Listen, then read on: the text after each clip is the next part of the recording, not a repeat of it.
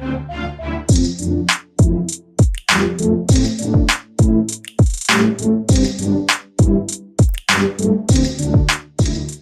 and welcome to the Print Soft Cover, where we discuss popular books by nonfiction writers. And in today's episode, we are going to be talking to you about a very special book, Speaking with Nature, The Origins of Indian Environmentalism. And as you can see, the author of the book is the very famous historian and environmentalist, Professor Ramachandra Guha. Uh, Thank you for speaking to the Print, sir. We are very, very happy to have you speak about your new book. Sir, I don't think I need to spend a lot of time introducing you because your body of work is enough introduction. I'm going to be jumping right to the questions. Sir, in the introduction of your book, you have mentioned that the first idea for this book sort of came to you about 3 decades ago. And in between, you got digressed with, other writings and other work. I just want to understand if you could tell our viewers how this idea sort of shaped through these 30 years from when it came to your mind and finally when it was published. Thank you, Soumya. I will answer your question, but first a small clarification. I though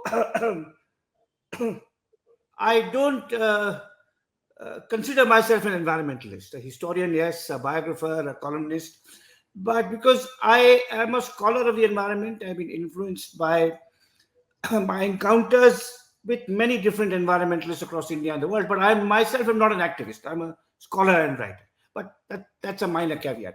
So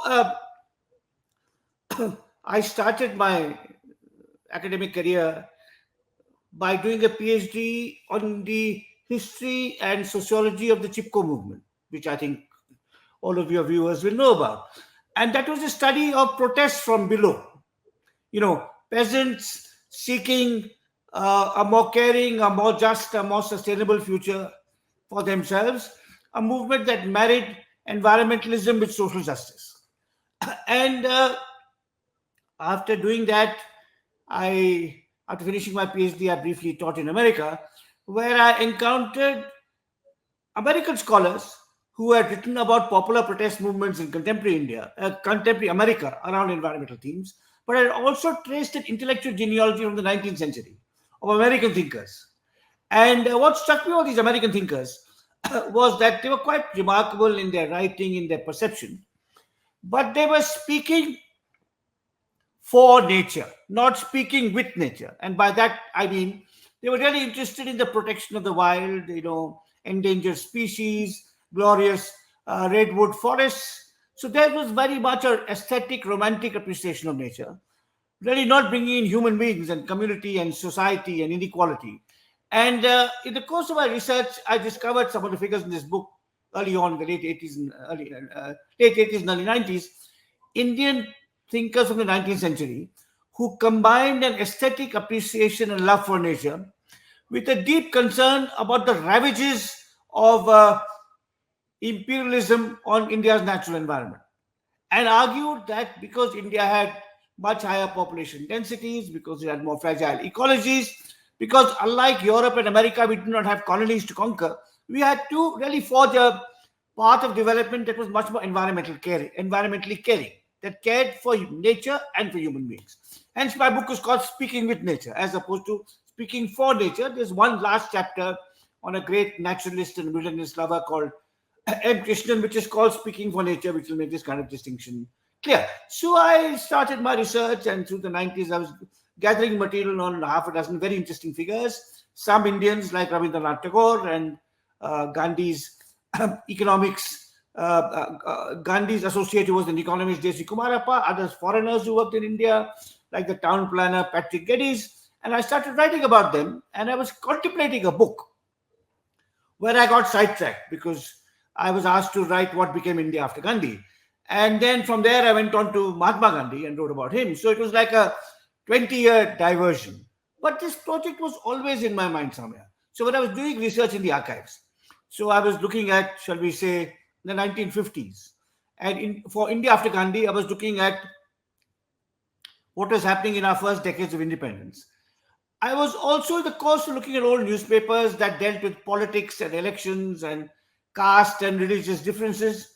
I came across references to some of these early environmentalists, and I would note it in a file. I would keep all of those notes handy because I hoped someday I would still write this book. And I think then the pandemic happened. Then there came a stage where I thought I will never write this book and I don't have enough material. And then the pandemic happened and all of us were marooned at home. And I started looking at all the notes I had gathered, notes I had taken from newspapers, rare books and pamphlets I had bought in old bookstores, documents I had Xerox from libraries, government reports and scientific papers. And I thought actually maybe I have enough material for a book. Maybe it may need a few months more research. That's it. So then I resumed working on it, and in some ways, I suppose the delay is fortuitous because I'm older now. I know more about my country and its history and its politics and culture, so I can place these thinkers and their work. I think, you know, um, in a more, shall we say, meaningful and reliable manner in the context of the history and the times they lived in. And also, now, of course, we live in the time of the climate change debate. And what I try to say in my book is that these thinkers are operating well before climate change, but also well before the Chipko movement. So it's really from the 19th century onwards. That's why I've called the book The Origins of Indian Environmentalism. Sir, just a little bit of background before I ask my next question. In this book, you have essentially profiled and sort of almost quoted from their work. Uh, 10 thinkers, some Indians, some foreigners, and you call them environmentalists before the age of environmentalism. So my question to you is, what made you choose these 10 thinkers, essentially, because not a lot of them are primarily known for their work around environment per se. So why these 10 thinkers? Yeah, so it so happened that in the course of your research, you research is very serendipitous, it's accidental. You go into an archive, you find a reference to someone, you find a book or a pamphlet that leads you to something else, then you go and find some letters and that leads you into to someone else. And four or five of these people I was interested in for a very long time. So, and I wrote an essay about four of them in the 1990s, 30 years ago. But as I started working on Indian political history, I started working on Gandhi, I started reading more Tagore. And I found that there was an environmental dimension to Tagore, which earlier scholars had underplayed, if not neglected altogether. I found some interesting people associated with Gandhi. So this book does not have Gandhi per se as a central figure, but two of his disciples are there. I found K.M. Munshi, who's a well-known Gujarati novelist and politician who helped in the drafting of the constitution, who is kind of recognized as the right-wing ideologue whom Hindutva politicians today like to refer to, that he also had this environmental dimension. So some were social thinkers from across the spectrum with an environmental aspect to their work that had been forgotten. Other were out-and-out environmentalists. So Patrick Geddes, the town planner, M. Krishnan, the wildlife conservationist, and this couple who fascinated me, Albert and Gabriel Howard, two agricultural scientists working in India who are English and then had differences with the colonial regime, and the Maharaja of Indore gave them money to start an institute, and they really pioneered organic agriculture here. And they're famous overseas. So, in Australia and New Zealand and Canada and America, people are practicing what is called the indoor method of composting.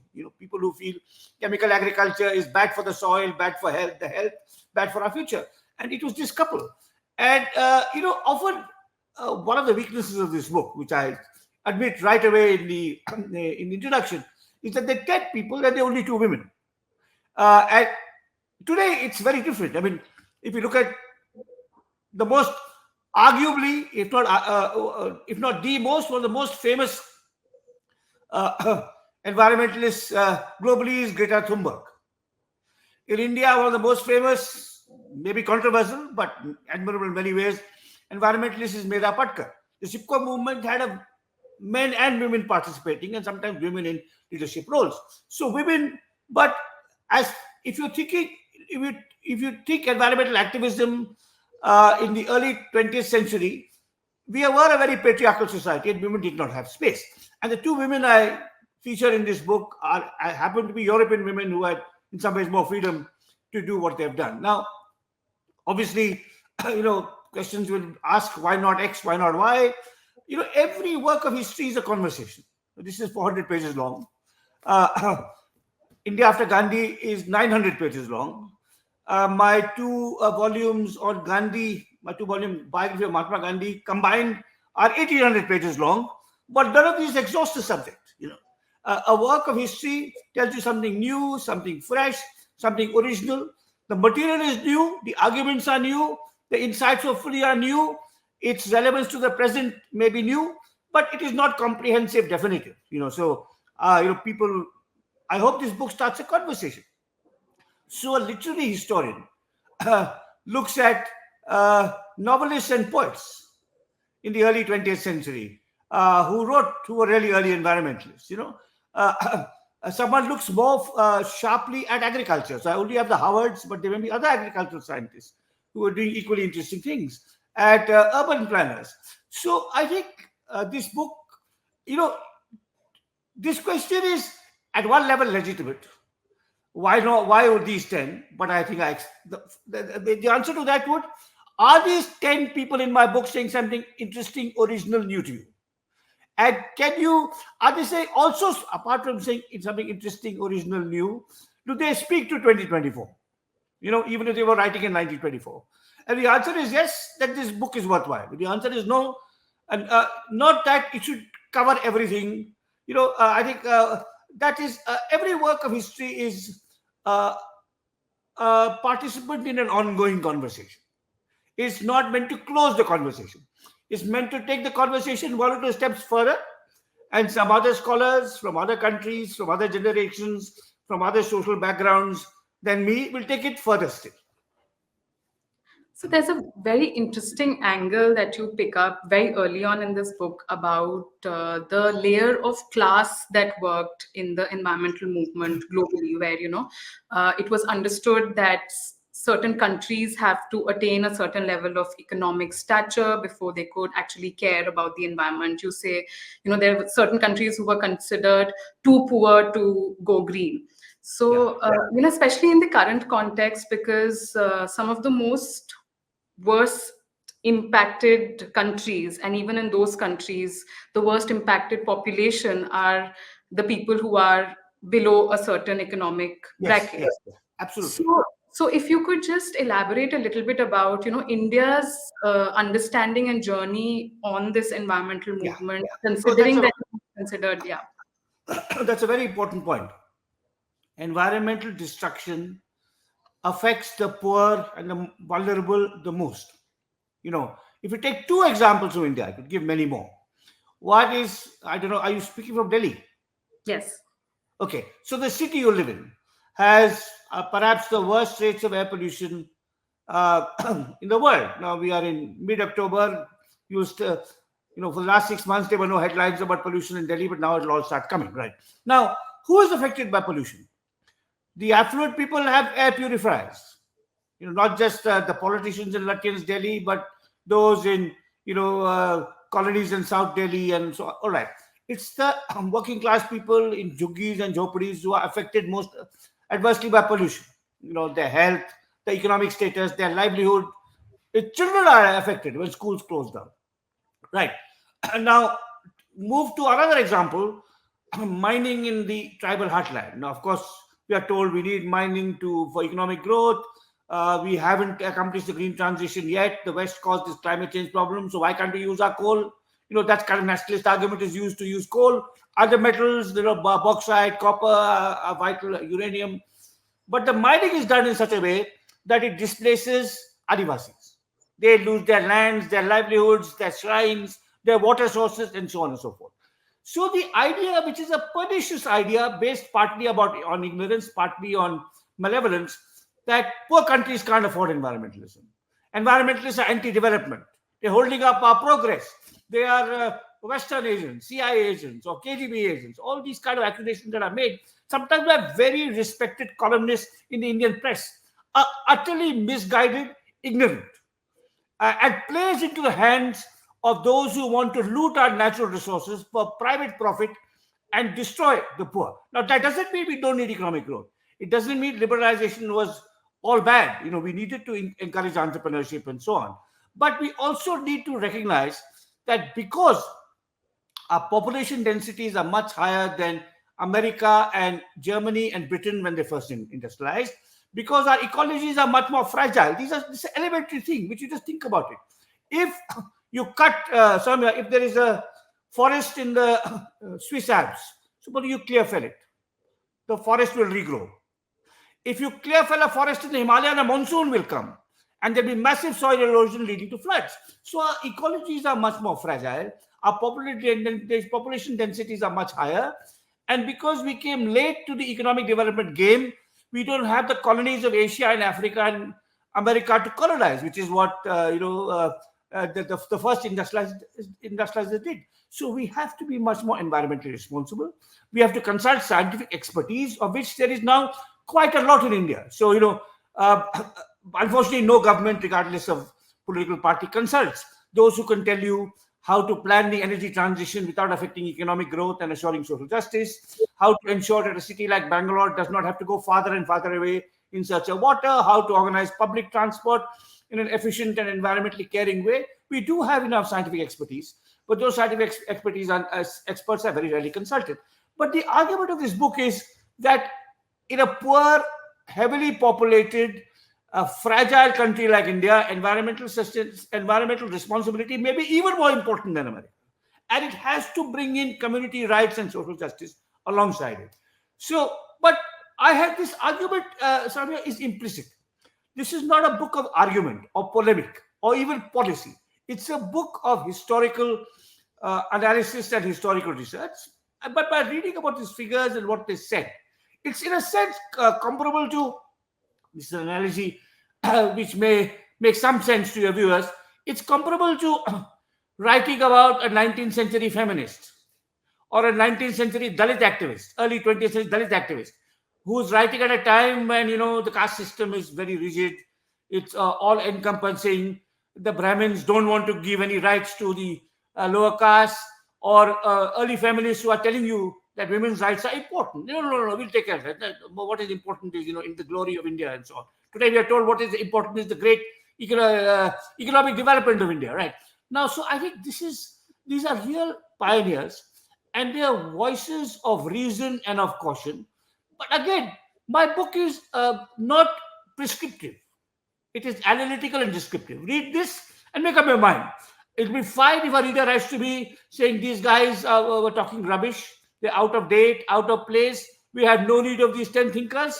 But if you read the book carefully, I think you won't reach that conclusion. So when you profile these 10 thinkers, on multiple levels, you're sort of talking about the individual and the society. Many of these thinkers, when you start the chapters, had very profound connections with nature growing up in their childhood, and that sort of shaped further on in the book, that sort of shaped their work and writing. If you could tell me a little bit about how this connection with nature is So, important in the larger sense. so they had a correct. I think what is the way I answer your question is what is important to almost all these thinkers, not all, but almost Yeah. all, is that there's a deep connection to nature and a deep understanding of society. Because most of them were growing up in the time of the freedom movement. To go back to my answer to your last question, where issues of inequality, social justice were also part of the narrative. So they couldn't ignore them. So Radhakamal Mukherjee is talking about the importance of forests and water, but also talking about the fact that the city should not exploit the village unduly. J.C. Kumarapaya is, in his village studies is talking about inequality of access of different castes to resources like water, right, or grazing ground. So there are one or two, like Krishna at the end, who's a fabulous naturalist, but who's really only interested in nature, but even there in all its diversity. The importance of Krishnan to the current environmental debate is that it goes beyond a fetishizing or a worshipping of glamorous species. Urban urban wildlife lovers want to go to a sanctuary to see their first tiger, to see their first rhinoceros, to see a herd of elephants, to see a glorious painted stock if they're bird watchers. Krishnan is looking at many other things. He's looking at plants, he's looking at wetlands, he's looking at landscapes, he's looking at smaller species that are sometimes much more important for environmental sustainability. So I think even in the narrow sphere of love of nature, it's not just loving what one biologist calls mega charismatic metavertebrates. Love of the tiger, the elephant, the larger, the grander, and then you want to collect it like a trophy. And you come back to the city and you don't care about what your life is in the city. What kind of resources are you using? What is your ecological footprint?